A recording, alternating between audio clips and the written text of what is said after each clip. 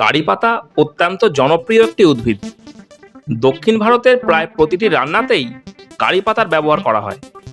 এই পাতার সুগন্ধ এবং রান্নায় অতিরিক্ত স্বাদ বৃদ্ধির কারণে। তাছাড়া কারি পাতায় রয়েছে বহুমুখী উপকারিতা, যা নিয়ে আগের পর্বে আলোচনা করেছি। ভিডিওর লিংক ডেসক্রিপশনে দিয়ে রাখলাম, ভিডিওটি দেখে নেবেন। আশা করি উপকৃত হবেন। আর এত গুণাগুণ যে গাছটির মধ্যে আছে, সেই গাছটি যদি আপনার বাড়িতে টবে চাষ করা যায় তাহলে কেমন হয়? আপনারা হয়তো অনেকেই ভাবছেন, এই গাছের চাষ, তাও আবার টবে, এটা বোধহয় কঠিন একটা পদ্ধতি, তাই তো? না বন্ধুরা, ঠিক তার উল্টো। এই গাছের চাষ, সেটা আবার টবে, এটা খুব সহজ একটা পদ্ধতি। আপনি হয়তো ভাবছেন, এই গাছের চারা কোথায় পাবেন, কি কি সার লাগবে, মাটি কেমন লাগবে, বড় গাছ হবে কি না, ইত্যাদি ইত্যাদি প্রশ্ন জাগছে। ভিডিওটি শেষ পর্যন্ত দেখুন। খুব অল্প কথায় এবং খুব সহজ পদ্ধতিতে এই গাছের চাষ শিখে যাবেন। প্রথমে গাছটি রোপণ করার আগে একটু বালিযুক্ত মাটি এবং গোবর সার মিশিয়ে টবের মাটিটা তৈরি করে রাখুন।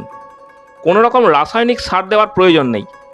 জৈব এইটুকু সার হলেই যথেষ্ট। এতে আপনার খরচও হবে না বললেই চলে। এরপর কারি পাতা গাছের চারা সংগ্রহ করুন।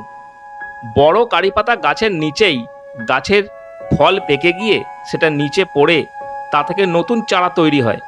সেখান থেকে একটু ছোট সাইজের চারা গাছ একদম গোড়া সমেত তুলে নিন। একটু সাবধানে তুলবেন, যাতে মূল শিকড়টি ছিঁড়ে না যায়। কোথাও না পেলে নার্সারি থেকে চারা কিনে নিতে পারেন। দাম খুব বেশি না, বড়জোর 50 টাকা নেবে। এবার আপনার তৈরি করা মাটি দিয়ে ওই চারা গাছটি টবে বসিয়ে দিন।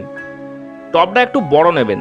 বড় টব হলে মাটি একটু বেশি হবে, এতে গাছটি স্বাস্থ্যবান ও বড়সড় হবে। গাছ বসানো হয়ে গেলে পরিমাণ মতো জল দিয়ে টবসহ গাছটিকে ছাওয়া কোনো স্থানে রেখে দিন। 5 থেকে 10 দিন পর গাছটি নতুন পরিবেশকে যখন মানিয়ে নেবে, তখন ওই টবটি ছাদে বা বারান্দায় আপনি যেখানে রাখতে চান সেখানে রেখে দিন।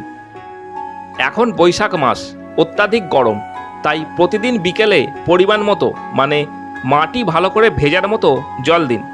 শীতকাল বা বর্ষাকাল হলে 2-1 দিন অন্তর জল দিলেই হতো। 15 দিন অন্তর টবের মাটিটা একটু আলগা করে দিন।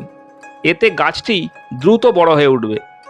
এবং শীতের সময় গাছের কাটিং করবেন, মানে মাথার কচি অংশটা কেটে দেবেন।